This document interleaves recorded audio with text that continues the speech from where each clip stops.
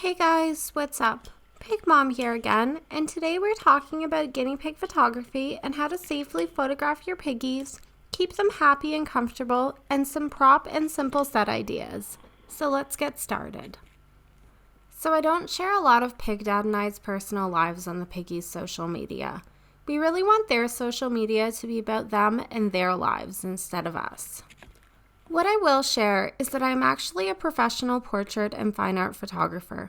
I spent several years in college studying everything from the cameras themselves, Photoshop, Lightroom, lighting techniques and equipment, and since then have graduated with honors. Over the last several years, I've had hands-on experience photographing everything from food, products, humans, landscapes, and animals. In that time, I've learned a lot about working in complex lighting, and most importantly, how to keep even your smallest clients safe and comfortable. When photographing animals, ensuring they're comfortable is the biggest factor in determining how well your session will go and the outcome of your images. The first step I take when planning an animal session is deciding where the session will take place.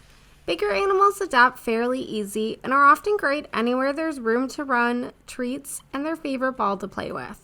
When planning sessions, though, with smaller animals, especially prey animals, I always recommend photographing them in their own home indoors for several reasons. Guinea pigs and smaller prey animals don't enjoy the experience of going to new places, and it puts them under a lot of stress for no reason. And this will likely affect the quality of your images you capture or that are being captured for you. The next reason is you likely aren't going to want your photo session to last more than 20 minutes, since by that point your pigs will likely have had enough and will probably need a bathroom break. Lastly, I recommend keeping them indoors in their own home for the reasoning that if you live in most of the world where there are predators, large birds of prey, inconsistent weather and temperatures, and even noises from the world around, this will not create a great environment to capture your piggies. I will also add, unless you have a large covered area, most outdoor guinea pig runs aren't big enough for humans, and photographing them through the bars is often difficult. Next, I would think about how you want your photos to look. There are two main styles of photography I prefer when photographing small animals. The first is lifestyle or documentary style. Lifestyle or documentary photography usually requires very little setup.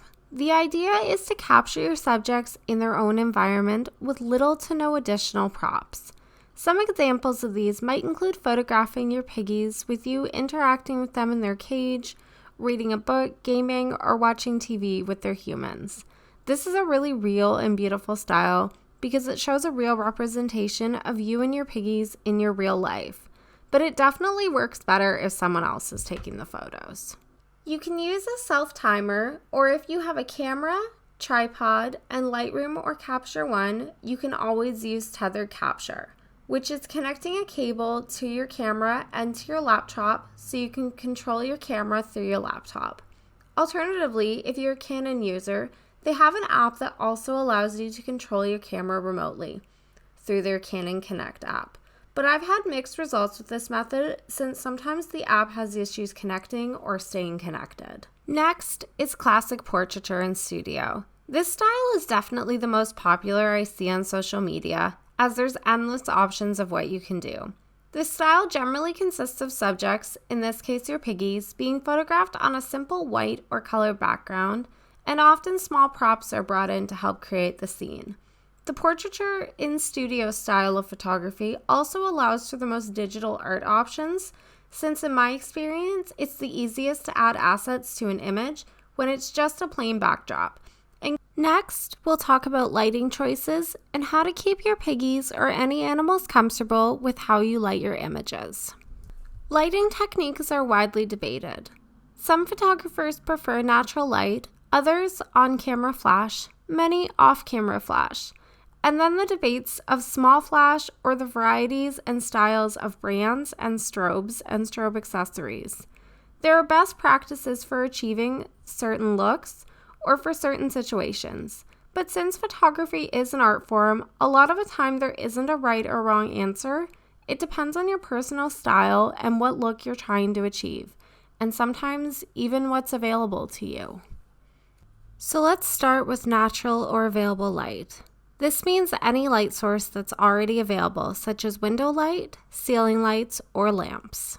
If you choose the lifestyle documentary style of photography, this is a good place to start because you want your photos to look as natural as possible.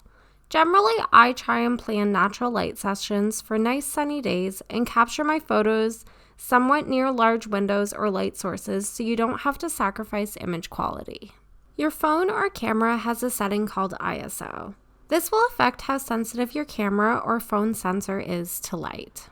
Using a higher ISO will allow you to capture images in low light settings, but your images will get a really grainy look called noise. AI advancements have come a long way to improve the way we handle noise in post-production in software such as Lightroom. But it's not always possible to fix noisy images. If you're taking photos through your phone, it'll automatically adapt to the current lighting to give you an image with balanced lighting so it's clear and you can see what you photographed. But if you're taking photos with a camera, you'll likely have to adjust this setting yourself. I recommend trying to stay under 500 ISO unless you have a full-frame camera.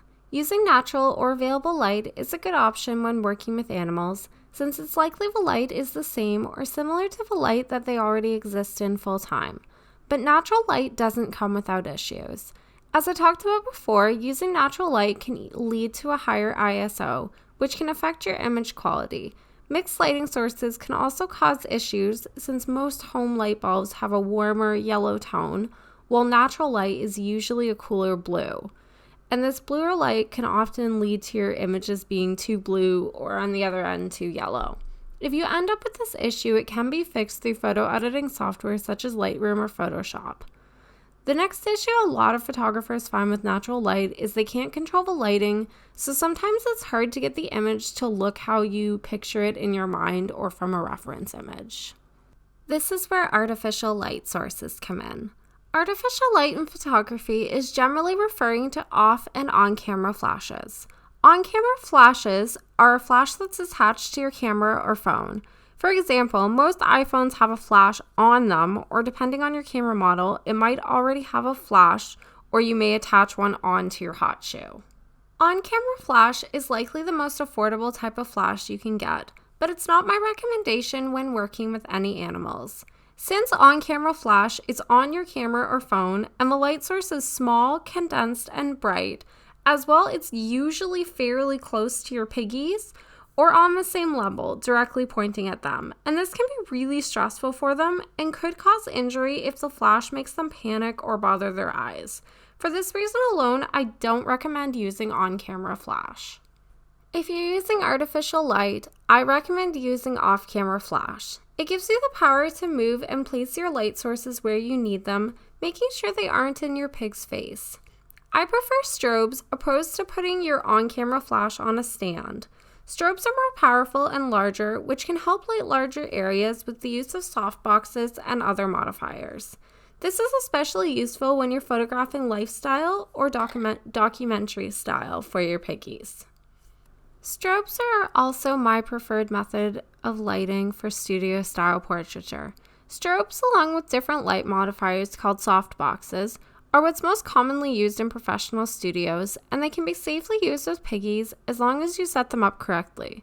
I generally use my strobes with a big square or rectangular softbox because it diffuses the flash and disperses the light so that it's even across the main part of your image.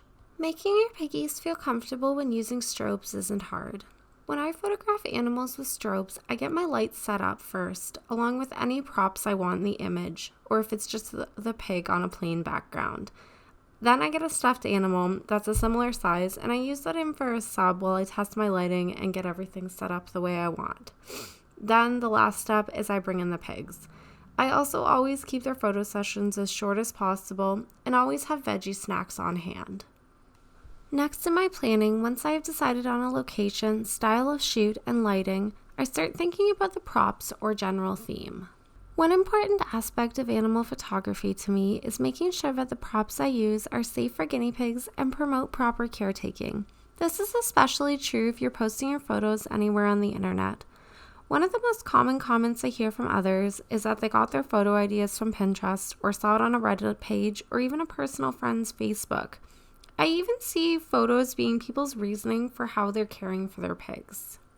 Some examples of photo ideas that aren't safe or don't promote proper caretaking are placing guinea pigs in unsafe places such as on ledges, counters, outside in the snow, with predators or animals that could harm guinea pigs, such as dogs, cats, snakes, lizards, and even rabbits. Some other examples are props that contain unsafe material for pigs to consume or be around, such as onions, garlic, potatoes, even human snacks such as candy or chips. I'd also recommend avoiding props that contain chemicals or scents such as cleaning supplies, soaps, laundry detergent, and scented candles. Overall, choosing props will require a bit of common sense and understanding of what is guinea pig safe, so I recommend if you're not sure to do some research. I will add, if you do add photoshopped elements to an image such as a lit candle, just add a disclaimer to your photo when you post it that it's not scented. Finally, when coming up with themes and props, have fun and be creative. There are endless options. When I choose backgrounds, I use large pieces of cardstock or poster board for my sessions as they're easy to set up and take down. There's a ton of color choices, and if there is an accident and one of the animal pees, it's easy and affordable to replace. You can find cardstock or poster board at your local department store, or here in North America, I find it at the dollar store.